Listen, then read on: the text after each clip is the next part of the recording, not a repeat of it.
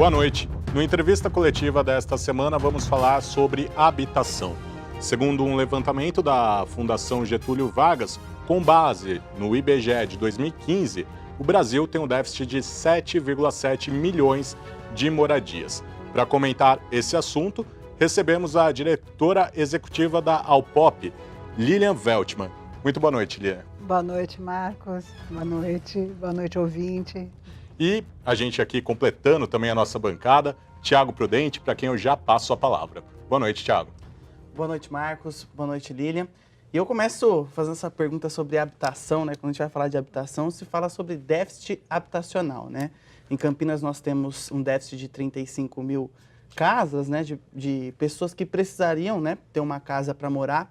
E o Alpop vem com uma proposta de dar acesso, pelo menos, a aluguéis acessíveis para pessoas que não conseguem comprovar renda, não podem ter um fiador ou coisa parecida. Por isso eu começo perguntando, Lilian, a proposta do Alpop de solucionar isso e qual o caminho que nós temos que tomar para solucionar o problema do déficit habitacional, que não é só de Campinas, mas do Brasil todo.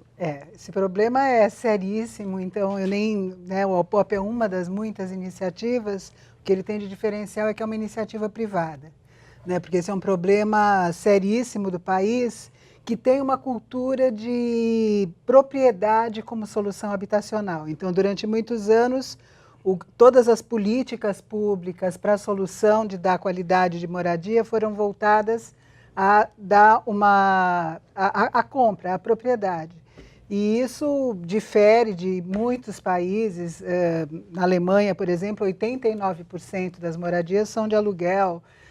Na Inglaterra, em Londres, é 45%, e aqui a gente tem 18% só, a maioria é propriedade. E as políticas públicas todas foram voltadas para dar propriedade para as pessoas, e é claro que não se conseguiu, é isso, 7 milhões de imóveis que teriam que ser construídos para as pessoas conseguirem morar com qualidade. Enquanto isso, essas pessoas estão morando em favelas ou estão morando numa situação subnormal, compartilhando com outras famílias, morando em edículas, cortiços, etc.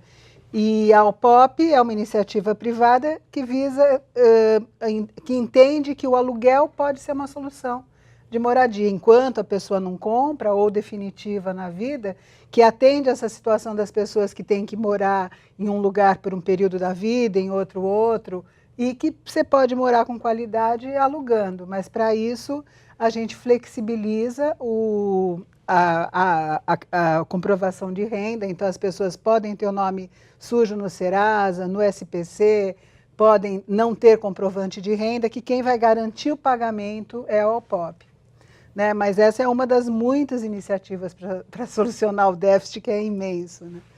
A Lilian ela já foi secretária de Planejamento no Guarujá, também diretora social da Secretaria de Habitação de São Paulo, da cidade de São Paulo.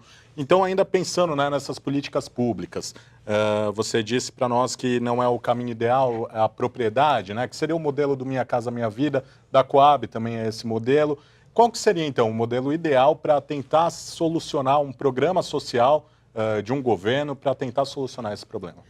Hoje, o próprio Plano Nacional de Habitação em muitos municípios, inclusive Campinas, já pensam na locação, leasing, arrendamento, como outras possibilidades de solução habitacional.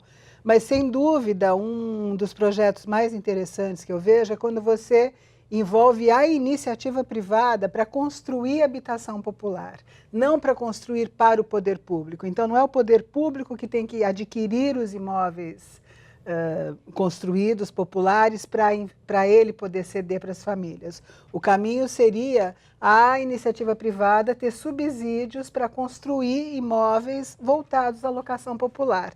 Se você diz isso, o modelo... O Minha Casa Minha Vida é um modelo parecido com esse, que é a iniciativa privada que constrói e a pessoa tem o subsídio do governo para comprar. Você diz do subsídio ser para que a iniciativa privada construa e ofereça essa moradia com um valor mais acessível? Para alugar ou dentro de uma política mais flexível, porque o que acontece? Minha Casa Minha Vida, a pessoa não pode mudar de casa, ela tem que morar naquela propriedade por 25 anos. E isso, nas grandes cidades, não é compatível com o estilo de vida moderno. Então, hoje as pessoas mudam de trabalho, as famílias se recompõem, se reestruturam. Mudam de cidade, Mudam né? de Tentam mudar de cidade, vida. né? Então você fica numa situação que as pessoas meio que casam com o imóvel, né? Ou perdem aquilo Além que de você pagaram. casar mesmo, você casa com o imóvel junto. E perde o imóvel se você alugar ou se você deixar de morar ali. Então, eu entendo que teriam que ser políticas para que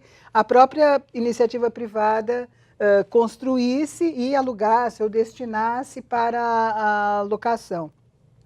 Fora isso, o que eu vejo como muito importante como política é o subsídio, o uso de instrumentos que já existem há muito tempo, né? Que é o Estatuto da Cidade, quando ele criou, por exemplo, o IPTU progressivo, ele criou pensando em que os empreendedores ou os investidores, proprietários de imóveis, que não tivessem a visão de que o imóvel tem que ter um uso social, né? Então existe um uso social da terra e um uso social do imóvel, as prefeituras poderiam cobrar um IPTU cada vez mais caro, o que forçaria essas pessoas a darem essa destinação de uso social para os imóveis.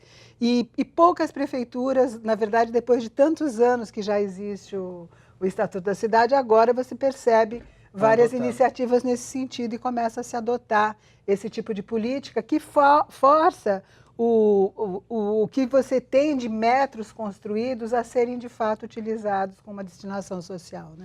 E no Brasil, a gente tem alguma característica específica nesse problema da moradia? Ou não? Ele acaba seguindo um certo padrão dos países em desenvolvimento, dos países subdesenvolvidos?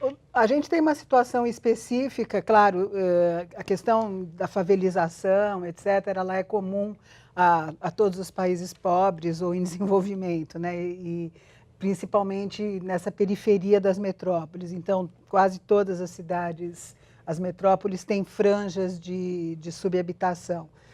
Eu acho que o que existe de peculiaridade no Brasil é o tipo de política mesmo, né? É a questão dessa vocação, desse entendimento de dar a propriedade para as pessoas e depois fazê-las se manter ali. Então, você tem muitas soluções em outros países onde, por exemplo, os imóveis são do governo e o governo ele cede aquele imóvel ou ele aluga o imóvel para a pessoa e a pessoa fica um tempo. Você tem soluções de leasing em que as pessoas pagam, mas podem sair. Então, eu acho que existe assim um rigor no Brasil em relação a tratar, em geral, a população mais pobre, e isso não é só na questão da habitação, de uma forma diferente de que o resto da sociedade é tratada. Então, você vê isso na questão, por exemplo, de você ver muito se falar em políticas sociais, mutirão de limpeza nas favelas, envolver a comunidade para limpar a favela. Só que você não vê num bairro nobre as pessoas sendo convocadas a fazerem um mutirão de limpeza. Sim. Então, assim, é essa visão em que você não entende a pessoa mais pobre, você coloca para ela certos ônus que o restante da sociedade não tem. Às vezes esses ônus acabam contribuindo para que ela não consiga também adquirir um imóvel. Porque hoje você vai financiar um imóvel, existem tantas barreiras e também o custo para você tem que dar uma entrada enorme para conseguir financiar um imóvel hoje. E uma pessoa hoje que a média de salário do brasileiro é R$ 2.100. Uma pessoa que ganha R$ 2.100 não consegue financiar um imóvel. Aí ela fica presa ao aluguel e ao mesmo tempo não consegue financiar. E aí vem a grande questão. Vocês estão lançando, tem já em uso um aplicativo em que coloca o uso do aluguel mais barato para as pessoas terem acesso. Como é que é a recepção de quem tem um imóvel para alugar, principalmente em áreas onde o aluguel seria mais caro? Elas são receptivas a alugar um preço menor? E se a questão da crise ajuda um aplicativo como esse para você em casa entender, porque o nível de locais alugados caiu com a crise econômica do país. Se esse cenário também ajuda, e de certo modo, a diminuir esse déficit. Ajuda, sem dúvida ajuda, porque o que acontece é que, primeiro assim, o aplicativo, as pessoas que têm os imóveis hoje, houve uma curva, né, na questão do aluguel no Brasil. Você até os anos 70, você tinha quase 39% dos imóveis eram alugados, as moradias eram na maioria alugadas. Depois você chegou em 2010 com em torno de 16%, e agora essa curva está aumentando de novo. Para quem tem o imóvel, hoje é importante, está provado isso em termos urbanos, quanto mais você mistura a sociedade, quanto mais você coloca pessoas dos diversos níveis sociais e culturais convivendo, você cria uma dinâmica mais rica urbana, né? Então, a ideia de se criar essa dinâmica urbana é bastante interessante. Nós temos, por exemplo, hoje imóveis aqui no centro de Campinas, no valor que você pagaria, de repente, num cortiço. Entendeu? E nós temos imóveis para alugar nessa faixa de R$700, R$600. No centro até da imóveis, cidade. O Alpop ele se destina a famílias com a renda de até 6 salários mínimos e a imóveis que comprometam no máximo 30% dessa renda, ou seja, R$1.700.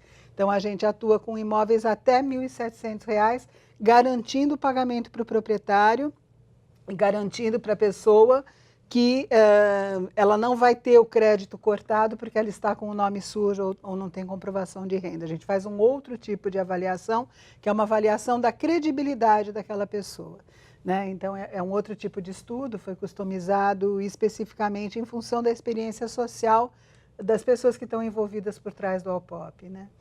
E eu acho que a crise que você perguntou, a crise, na verdade, ela reflete na questão habitacional o que ela reflete em todas as outras áreas, saúde, segurança, então tudo fica mais premente. É a população mais pobre que sofre primeiro com a crise, então o desemprego afeta primeiro a população mais pobre, etc.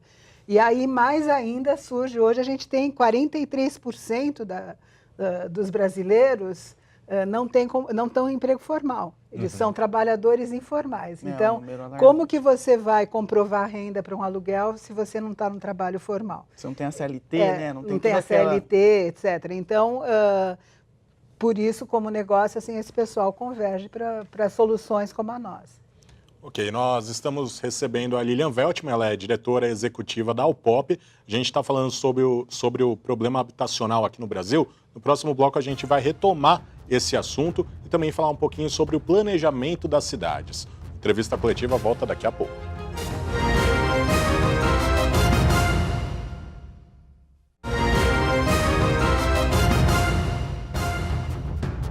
Estamos de volta com o programa Entrevista Coletiva. Hoje estamos falando sobre habitação e recebemos aqui a Lilian Veltman, ela é diretora executiva da Alpop, ela já foi diretora social da Secretaria Municipal de Habitação de São Paulo, diretora do Centro de Planejamento da Ação Comunitária da Secretaria de Habitação do Estado e também secretária de Planejamento do Guarujá. Antes de a gente começar a falar um pouquinho das questões de planejamento da cidade, o Thiago Prudente, que completa a bancada hoje, tem mais uma pergunta para a Lilian. Eu queria perguntar, que a gente está falando de um aplicativo que vai facilitar o aluguel de imóveis. E há pouco tempo nós tivemos a discussão referente aos aplicativos de transporte, que tiraram o monopólio dos taxistas e de outros setores, principalmente dos taxistas, nessa questão de transporte. Como é que vai ser o lobby, principalmente das imobiliárias, porque aí a gente perde aquele caminho que era imobiliária, cliente, cliente, o locatário. Como é que vai ser o lobby delas para tentar, teoricamente, impedir o avanço dos aplicativos também nessa área, porque, querendo ou não, elas vão perder com essa facilidade aí de aluguel. Eu queria que você falasse sobre essa questão. Claro. Eu acho que o mercado imobiliário ele tem umas especificidades, né? Ele é um pouco diferente da questão do Uber ou da questão do Airbnb, por exemplo, na própria questão imobiliária, né? Por quê? Porque o aplicativo hoje já faz parte da cultura do aluguel.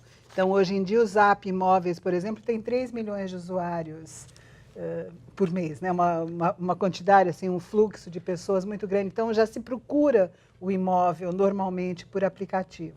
Isso já faz parte da cultura do Brasil inteiro. Na verdade, não importa que camada social, todo mundo hoje já procura o imóvel para aluguel.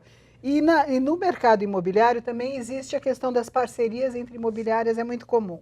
Então, é muito comum você ter um imóvel e você fazer uma parceria. Então, grande parte dos imóveis que a gente tem captado vem de imobiliárias. Imobiliárias que não conseguiriam dar a flexibilidade que a gente dá. Então, existem imobiliárias que, de repente, tem aquele cliente, tem o proprietário, e o imóvel ele não consegue alugar, fica meses para alugar, fica vazio, porque a imobiliária é obrigada a exigir o seguro, é obrigada a exigir o fiador. Aí ela passa para a gente esse imóvel e a gente faz a garantia e consegue resolver o problema. Então, nós, na verdade, somos parceiros das imobiliárias. Não vamos ter aquele conflito, Ao então. contrário, nós somos parceiros das imobiliárias e dos corretores autônomos também, que têm a mesma dificuldade. Então, é claro que a plataforma ela permite que o proprietário entre diretamente e ofereça diretamente o imóvel, é só ele entrar e vai estar lá, tem uma propriedade, ele acessa e ele vai conseguir colocar o imóvel dele, mas é muito comum que o proprietário tenha confiança numa determinada imobiliária, etc., e busque a solução da OPOP junto com a imobiliária que ele já confia. Além da Alpop, a gente tem outros exemplos, até mesmo fora do Brasil, de repente, de como a tecnologia está ajudando a combater esse problema da habitação? Olha, tem muitos jeitos da tecnologia ajudar tudo, né? A gente vive um momento do mundo em que tudo, a chamada Smart City, mas enfim, a cidade inteligente é uma realidade. Então, para imóveis, isso também acontece. Desde você poder diminuir o preço de condomínios, por exemplo, então você baratear o custo da moradia, porque você consegue fazer controle de porteiro inteligente, de controle do gasto com água, do gasto com energia, você consegue pôr sensores que administrem se está tendo algum vazamento, etc. E isso barateia o custo do próprio condomínio, até a situação mesmo de você conseguir controlar os imóveis vazios na cidade, você conseguir georreferenciar aonde são os pontos, aonde que estão esses imóveis vazios, detectar isso com facilidade, identificar os proprietários. Então, a tecnologia são várias ferramentas que ajudam a ter uma gestão inteligente, né? E a gestão inteligente da habitação também.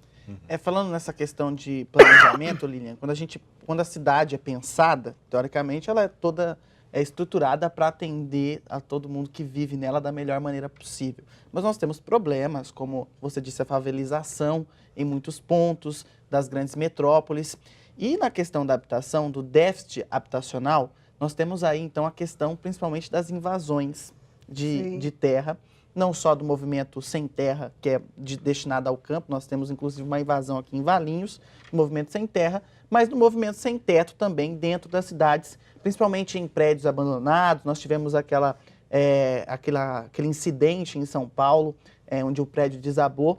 E como que a gente resolve essa questão? Porque aí são famílias que estão já em outro patamar, elas não conseguem às vezes nem alugar, não conseguem nem pagar o aluguel. Como que o Estado, como que a gente resolve esse problema? Porque, ao mesmo tempo, eles estão em risco, estão em áreas que não deveriam estar. Eu vou complementar só a pergunta do Thiago, porque até mesmo no caso que ele citou lá em São Paulo, né, do prédio que acabou desabando, o pessoal falava que pagava, né, uma mensalidade. A gente vê aí em diversas favelas também esse conceito, né, de pessoal pagando um barraco mensalmente. Então, acaba até isso, né, eles acabam pagando. Exatamente. O que existe é uma exclusão muito forte da pessoa que não tem a comprovação de renda, entre aquela situação do informal. Então, aquela pessoa que vende alguma coisa no farol, ou a faxineira, ou a pessoa que vende docinhos na porta da fábrica, não importa.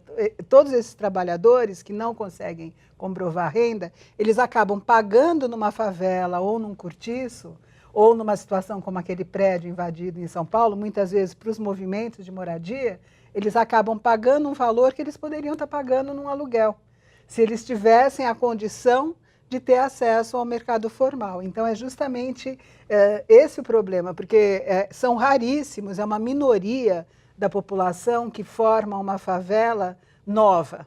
Então, até existe, isso está se intensificando nos últimos anos, e a gente sabe que em grandes cidades você tem alguns pequenos núcleos, com 30 unidades aqui, 100 ali, de pessoas que estão têm uma liderança e não estão vinculadas aos movimentos. Mas os movimentos que fazem a invasão, eles cobram. E então, na verdade, essa pessoa já está pagando. Né?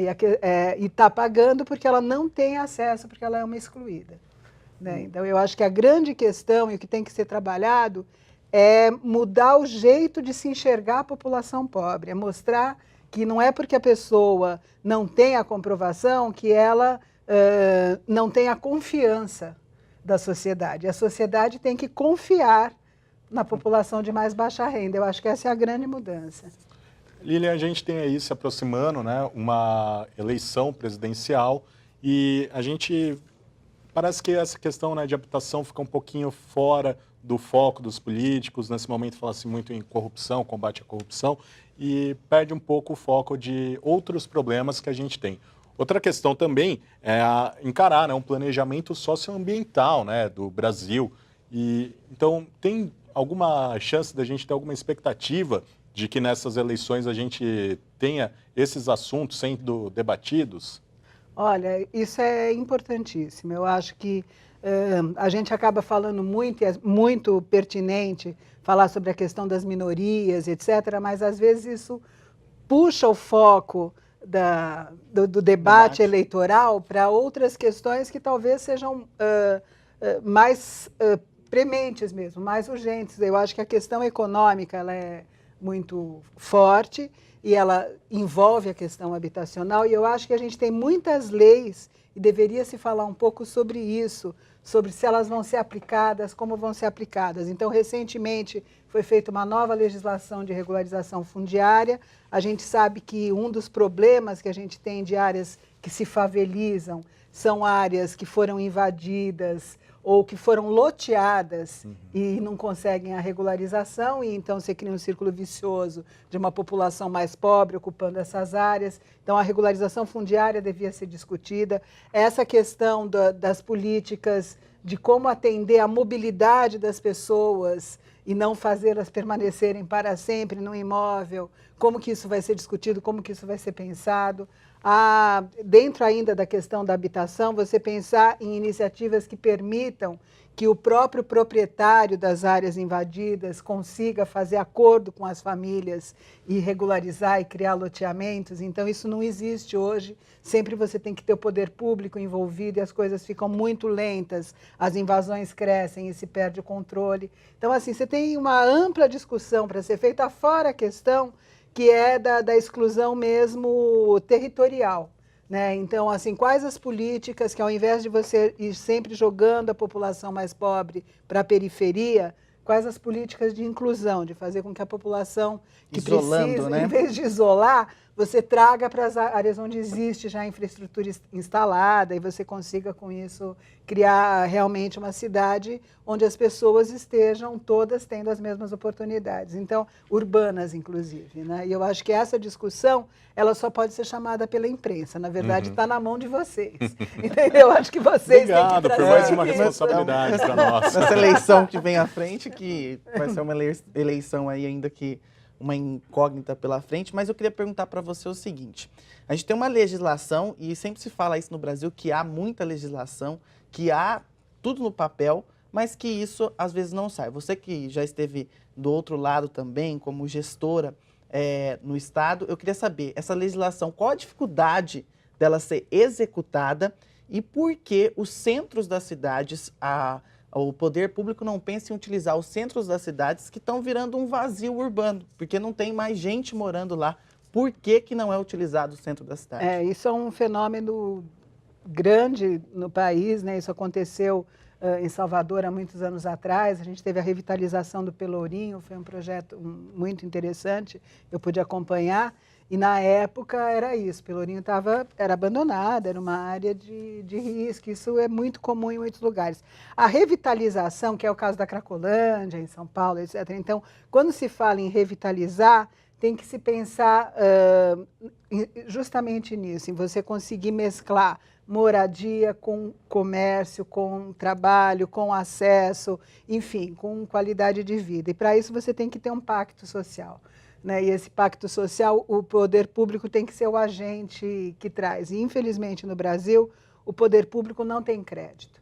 Então, as iniciativas do poder público, em geral, elas acabam se perdendo por burocracia, por falta de crédito, porque essas parcerias acabam envolvendo corrupção, como a gente tem visto, né? E então, você patina mesmo nesse sentido de conseguir definir um projeto para um território que é impossível fazer sem a participação do poder público e conseguir trazer a iniciativa privada para isso, a iniciativa privada que tem que ter benefícios econômicos para fazer, sim, e trazer a sociedade como parceira. Então você começa a criar sempre um clima de desconfiança, né? Eu acho que esse é o ponto. As nossas leis também é isso, algumas são cumpridas e outras não, e são esquecidas, né? Então tudo a gente tem, né? é tudo relativizado. Então a gente tem uma série de leis que são esquecidas e que, na verdade, eu sinto que o Brasil é um país que tem leis muito modernas, tanto ambientais quanto de regulamentação urbana, etc.,